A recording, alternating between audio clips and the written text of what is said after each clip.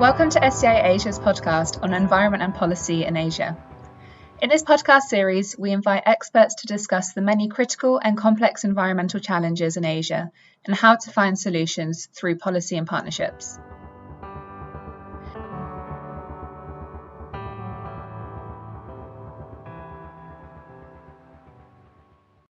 Hello, my name is Jenny Yi-Chen. I am a research associate on gender, environment, and development at the Stockholm Environment Institute Asia Center. In this mini-series, we will take a deep dive into multiple aspects of air pollution and its impacts on health and livelihoods. In the first episode, we will focus on the aspect of intersectionality and air pollution. Our guest today is Thanh Vu, one of our research partners in the project titled The Impact of Air Pollution on the World of Work for Women and Youth in East and Southeast Asia. Thanh is currently working for the Institute of Human Studies based in Hanoi, where she serves as the head of Department of Human Development and Human Resource Studies. Thanh, welcome to the podcast. Hello, Jenny. Thank you for inviting me for the postcard. Thank you so much. Nice to have you today. So let's get started with talking a bit about the existing research on air pollution. What do existing research tell us about the socioeconomic and gendered impacts of air pollution? For example, what are some of the current gaps in this field of research? Existing studies show the effect of demographic and social factors on a person's exposure to air pollution. And they include education, work history, family needs for work division, and family structure, on factors such as where people live and work can greatly impact their exposure because air pollution is not equally distributed spatially. Now, I actually study in the world indicate that sex and gender are factors influencing the exposure to air pollution of women and men. And women and men are affected differently by air pollution due to biological and social differences. Gender influences the role of women and men in performing daily activity. It therefore has shaped the way that men and women are exposed to air pollution. And the disparity in income and education between women and men are also the root causes of their exposure to air pollution. So on average, the amount of time that women spend in the kitchen cheaper than that of men. And women, therefore, are more exposed to the sort of indoor pollution. This makes women and girls more exposed to household air pollution. And regarding Vietnam, air pollution has become serious and it has been paid a lot of attention in recent years. But air pollution is still in study in Vietnam are usually investigated from environmental or health perspective, while there are limited studies examining air pollution from an intersectional lens, especially for social and cultural aspects. So our study on intersectional impact of air pollution on the world of work of informal labor groups in craft village in Hanoi, Vietnam, use gender and intersectional lens to examine interrelationship between air pollution and the working condition of informal worker group in craft village, especially group of women and young people who face disadvantages in work and life due to inequality relating to social norms, social hierarchies, division of labor model, and limited personal resources. Thank you so much. And now that we have some background information, let's talk more about your research. You already mentioned that your research focuses on the intersectional impacts of air pollution on informal workers in Hanoi's craft villages. Could you please tell us a bit more about your case study? The craft villages in Vietnam have created employment for many workers in informal economy and make an important contribution to promote economic development in rural areas. However, the informal workers in craft villages face many risks relating to polluted environment, including air pollution. And in many studies in Vietnam have reflected that in craft village, environmental pollution in general and air pollution in particular affect the lives and health of craft villagers as well as neighboring area. However, there's no study investigating intersectional factor associated with the exposure to air pollution on laborer in craft village. So our research project aimed at unpacking the structural causes of air pollution and main driver of exposure for different labor groups in craft village in Vietnam. And it looked at various effects of air pollution on informal workers. It investigated the gender and youth-related issues associated with air pollution due to working in informal sector in the craft village. It also identifies the measure of various stakeholders to prevent air pollution and minimize its impact on laborers. And in this project, we apply participatory method to explore the perception, understanding, and experience of worker groups about the potential danger of air pollution of their working place. In this study, we use qualitative methods such as focus group discussion, in-depth interview, writing working diary, and photo voice. And it reflects the situation of air pollution in craft village from insider viewpoints through labor sharing and story of their experience of air pollution at workplace. And the project also shows the measure to protect workers from air pollution. It's really great to hear that you use multiple research methods to understand workers' experience of air pollution in their workplace. Can you tell me a bit more about how your findings help address current research gaps? Well, our study reflects intersectional influence of air pollution on laborers. It shows that the exposure and impact of air pollution on laborers in craft village are influenced by various factors. The first factor is personal factors such as sex. The study shows that women often do lighter jobs than that of men, but women's jobs require more attention and carefulness and meticulousness due to their passion.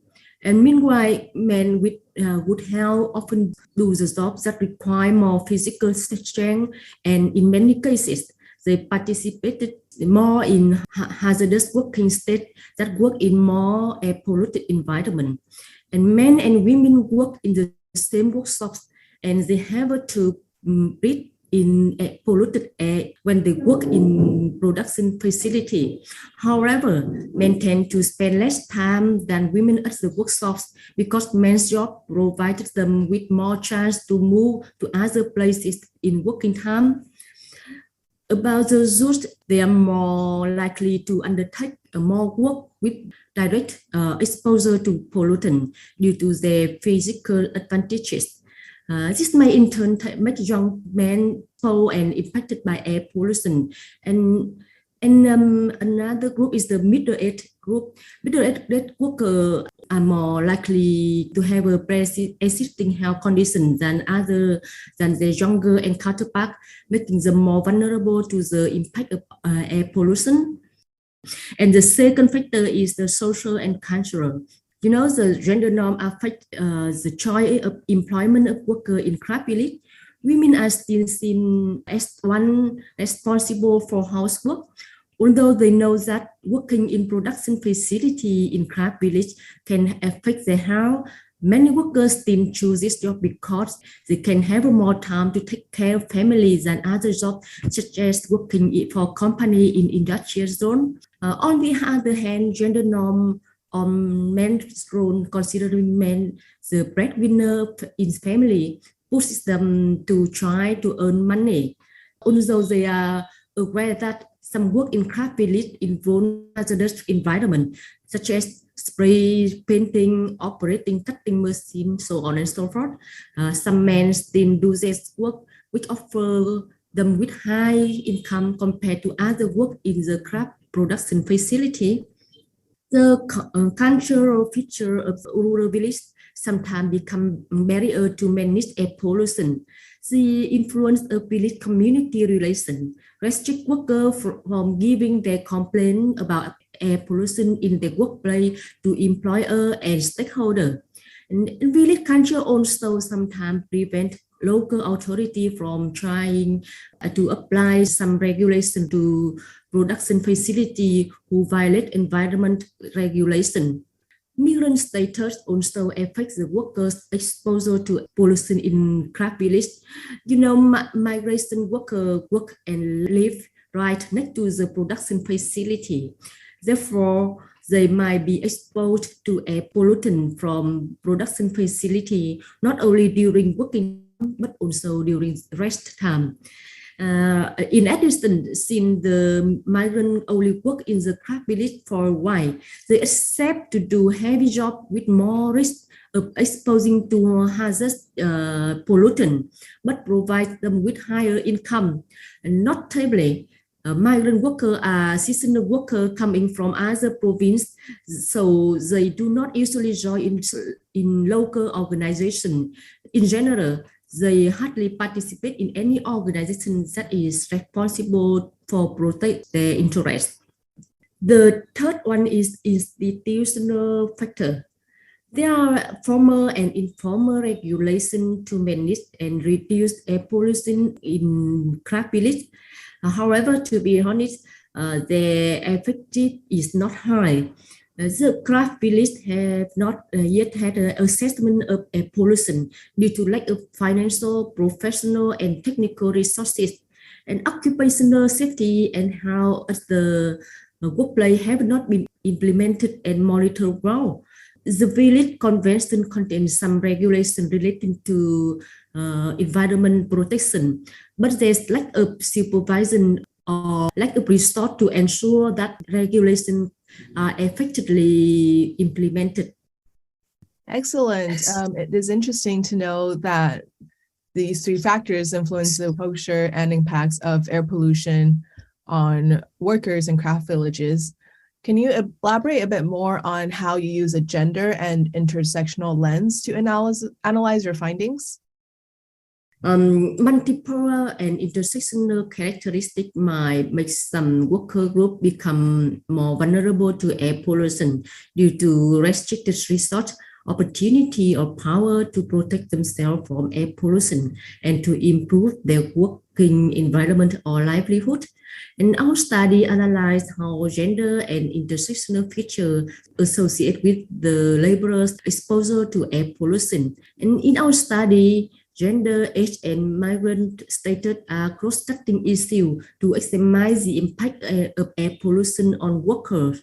Specifically, in this study, we look at how gender norm and gender stereotype associate with the pattern of labor division in craft village and thereby influence the exposure to air pollution of men and women. And youth are vulnerable to exposure to air pollution and due to their physical health advantages, but the less working experience. Young people undertake heavy work in direct contact with places that emit a lot of pollutants. And migrant status make migrant workers affected by air pollution in craft village. In particular, the living condition of migrant workers in craft village and the pressure of earning money while working temporarily in the craft village make migrant workers at high risk of being exposed to air pollution because they accept doing in very air polluted environment that local people do not want to do.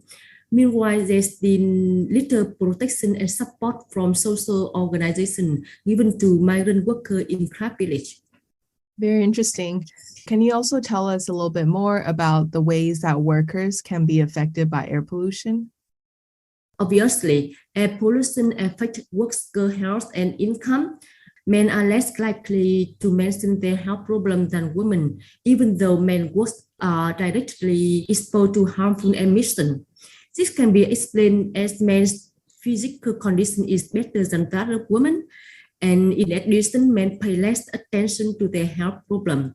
And similarly, young people have a better health, so even though they do heavy job, they seldom talk about effect of air pollution on their health. So workers in the three craft village work on a day-by-day basis, or they are paid by products. Therefore, even if they do not take a break, but they're tired, their productivity will decrease, and therefore the income will also lower.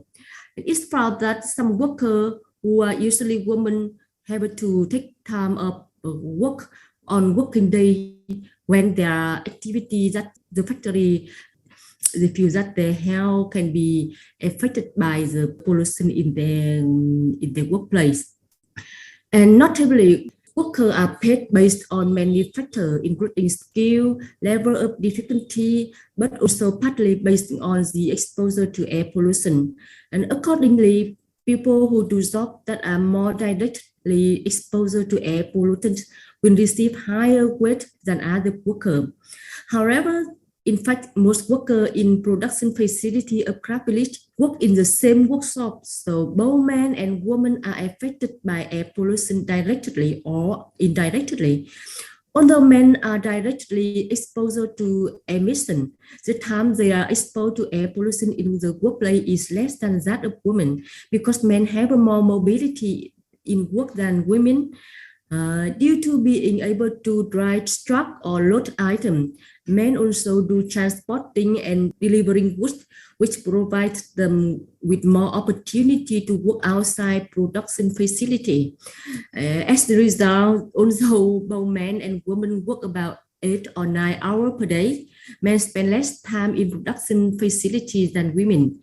Nevertheless, women's income is lower than that of men, and they do not have a toxic allowance. This partly reflects income inequality from an air pollution-related perspective. And the role of stakeholders and laborers themselves also influence the exposure to air pollution of workers in craft village. For the employee, workers have a little opinion with their employer or with local authority or organization about the situation of air pollution in their workplace and its effect on them. This is due to limited awareness and the influence of community relations in the rural village. Notably, many workers still do not use minimum protective equipment, such as masks, during the production process because they think it's uncomfortable. It is also found that women are more likely to use measures to protect themselves from air pollution than men. This can be explained by the fact that, as I mentioned earlier, men have less health problems than women, and also because their tolerance to air pollution is stronger than women. And about the local authority, due to the nature of work in craft village as informal economic sector, there's no organization in craft village to protect the right of workers. The locality have a few regulations to ensure worker safety against risk of air pollution at work. Thank you for the information. And lastly, I would like to ask you about air pollution policies. What are some ways that workers can be impacted by air pollution that existing air pollution policies often overlook? Well, the policy and regulation from the state, local government, village convention, and state governing community organization influence the management of air pollution and support given to the worker in the craft village. And currently, the implementation of policies and law on air pollution in craft village has not been fully and effectively implemented. Existing regulations are scattered and not specific, leading to a lack of comprehensive regulation on ensuring safe working conditions for informal workers in the craft village. And notably, existing policy do not take into account the vulnerability of informal workers, and in particular migrant workers. Advocacy for informal and migrant workers' rights have been implemented by NGOs such as ILO and trade union organizations such as Vietnam General Confederation of Labor. However, advocacy efforts are also limited. Moreover, policy on environmental protection in Vietnam are largely gender blind and lack the nuance to address gender vulnerability. For example, specific support for women workers in polluted environment.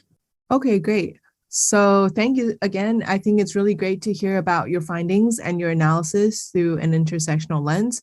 It allowed us to understand more about how factors such as gender, age, migration status, and cultural norms shape unequal exposures to air pollution. Again, I really appreciate the time that you spent with us today and your willingness to share your knowledge and experience with us. It's been a real pleasure talking to you. It's my pleasure too. Thank you, Jenny.